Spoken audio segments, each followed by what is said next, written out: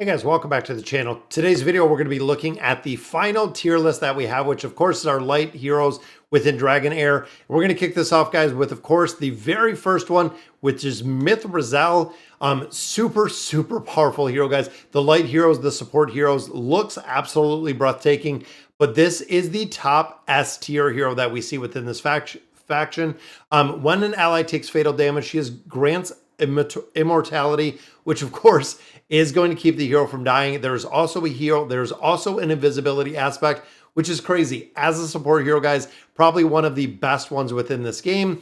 Then of course you can see the AoE effect, or the area of effect, right up there. Healing attacks within the range grants 1 stack of recovering over time. That is a heal over time ability. And then you couple that with the invisibility, debuff immunity, resurrection at death. And then of course, guys, this is the reason one of the absolute strongest heroes again within this game. Grants resurrection to death to all surviving allies for 10 seconds. At the same time, resurrects all dead allies at 70% of the max HP, retaining 75% of the resurrected allies' energy before death. Super important, guys. So if you have this hero, you can bring everyone back to life, which is just absolutely crazy to think in a game like this that you can bring everyone back to life. Now, looking at our next hero in here, guys, we do have Hubrig, which is right here. A rally hero. Now, I have a rally hero that I actually just got. Super effective and does a crazy amount of damage, guys. Even in my game mode, they're doing like 8,000 to 10,000 damage. So right here, allies attack by 45%. So a massive attack in there. This is the rally ability. Some skills are enchanted when released with rally. So looking at, again, the radiant damage, and the hero has a 40% chance to gain rally for 10 seconds. Some skills are enchanted with this rally ability, but this fires the light orbs. And you can see if you click this little detail tab, 370% attack, which again, you want to stack attack on this hero, and then summons 3 orbs from above to strike enemies within range. You can see the AoE range right there, 120% damage. And then of course, it is going to be the rally. When this spell is cast again, summoning an additional 1 orb, up to 7 orbs.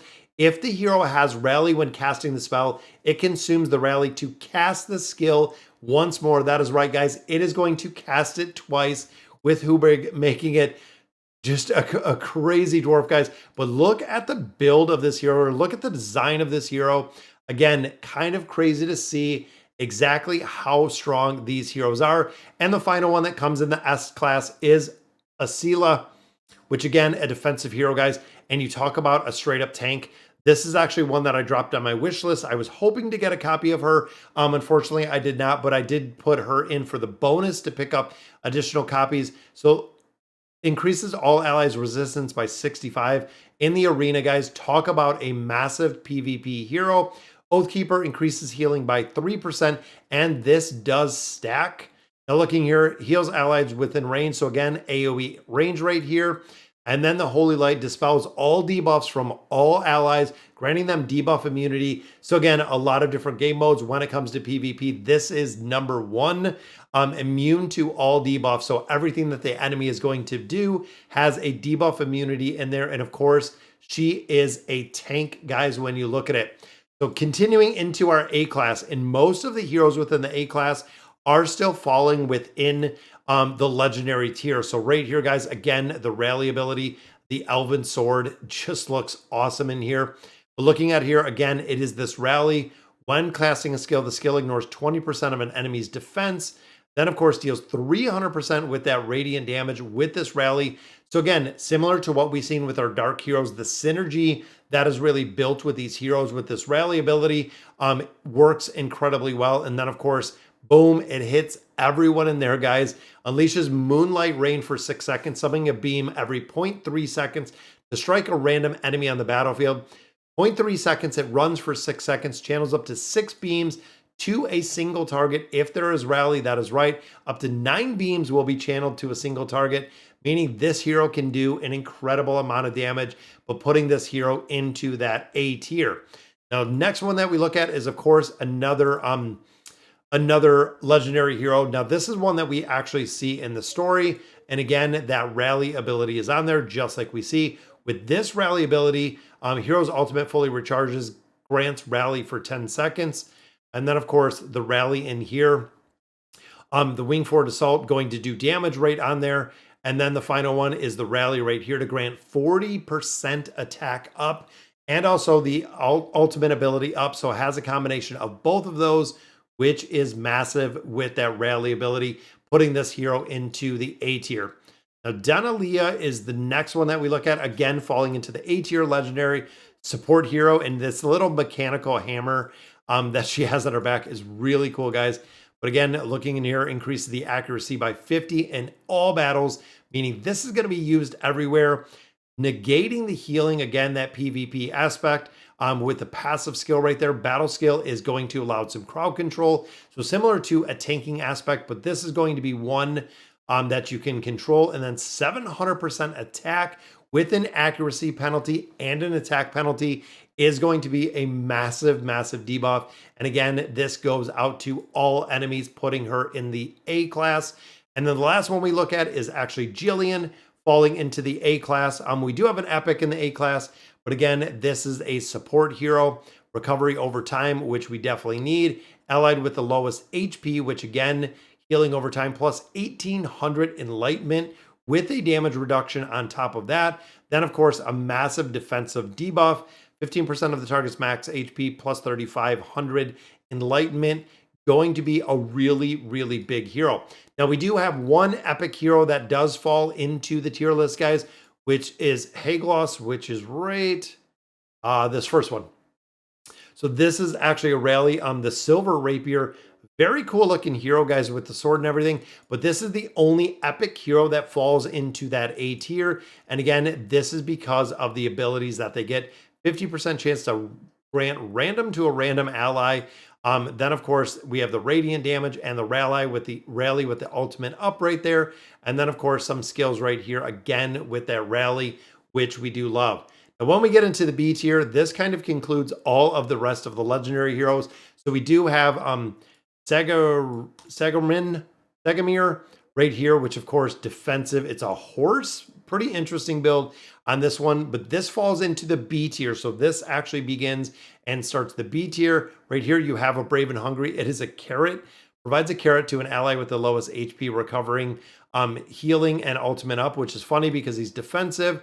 This is attack and a taunt with a debuff and a defense up, which again is kind of crazy that the hero is built this way. And then of course right here, the attack penalty and the accuracy penalty for the ultimate with the pure horsepower ultimate, which is pretty funny. And then falling in the B tier as well is Filito or Filto, which is the rally. As you can see, there has a giant hand cannon right here. Pretty cool gun overall. But you can see derivative damage, 50% attack. Of course, you want to stack some attack on here. Hero will not gain attack speed bonus. Instead, 1% of the attack speed will be converted to more attack. Then, of course, a little AoE damage right here, but this does trigger rally. And the final one with the ultimate, of course, does that rally again, stacking just damage through this hero with a legendary. Now, we do have two additional ones within the epic in the B tier. Number one, I did get a copy of Martina, and this is the one that we were talking about the rally a little bit earlier. The ultimate up in the rally does a ton of damage, guys. I have some legendary heroes that are not doing as much damage as she is doing, which is really cool to see with the rally. And then of course the crit ability that she has. Then I'm running a hero in there that has the crit damage amplification, which makes a big difference. And the final one we look at the B tier is Elvis right here, which of course is another elf, but it is another rally hero. Attack up by 24% in all battles. When carrying no rally, the hero will duplicate rally if there's a rally on the battlefield. Pretty cool ability, but overall, not a ton of damage within this one, short of being a massive buffer, guys. Attack up, crit bonus up, crit damage up, and then, of course, the rally ability, meaning that as a support hero, we're not going to see the healing factor in here, but this is going to be a super strong hero when it comes to the build out in supporting the faction. Then, of course, guys, the D tier or the B tier and the D tier just gets into a lot of the epics, a lot of the rares, and then the two epics that they actually focus on from there, just a couple going into the C tier, is Camry, which again, majority of these heroes you're going to be replacing pretty quickly. Clovis is in here as well, again, just as a defensive knight.